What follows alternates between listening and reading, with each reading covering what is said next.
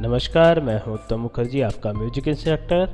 आज हम बात करने जा रहे हैं ठाट पर कि ठाट क्या होते हैं और संगीत में इसकी उपयोगिता क्या होती है। सबसे पहले हम लोग जान लेते हैं कि ठाट कैसे बना और इसकी उपयोगिता क्या है संगीत जगत में। संगीत में सबसे पहले नाद से उत्पन्न होती है श्रुति और श्रुति से उत्पन्न होता है स्वर और स्वर से सप्तक की उत्पत्ति मानी जाती है। सप्तक के स्वरों में शुद्ध और विकृत रूपों सहित जिनमें राग उत्पन्न करने की क्षमता हो वो ठाट कहलाता है। आसान भाषा में समझिए, सप्तक जिसके अंदर शुद्ध और विकृत स्वर दोनों हो और जिनमें राग उत्पन्न करने की क्षमता हो वो ठाट कहलाता है। ठाट को मेल भी कहा जाता है। हिंदुस्तानी संगीत में 10 ठाट होते हैं और दक्षिण भारतीय संगीत में 72 ठाट होते हैं।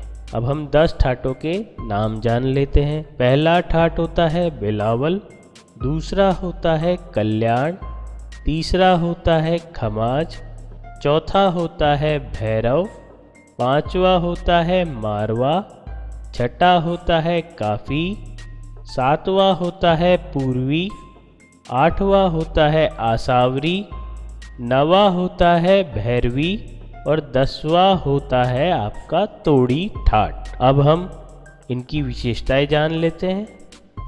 बिलावल ठाट के अंदर सारे सुर शुद्ध होते हैं।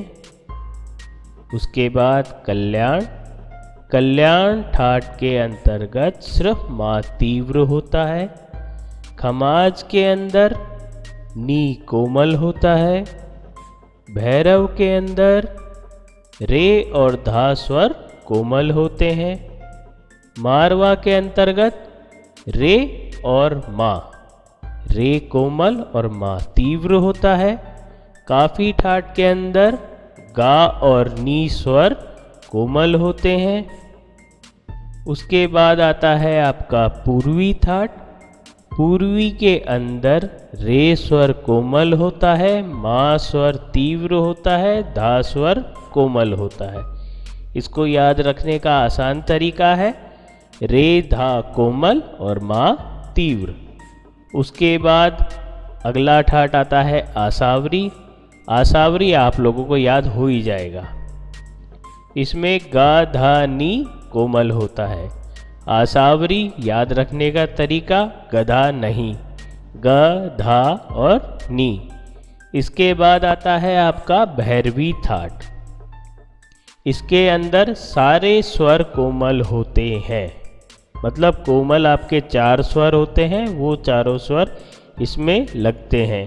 रे गा धा और नी ये स्वर इसमें कोमल होते हैं। अगला ठाट आता है तोड़ी। तोड़ी में रे गा और धा कोमल होते हैं और मा तीव्र होता है।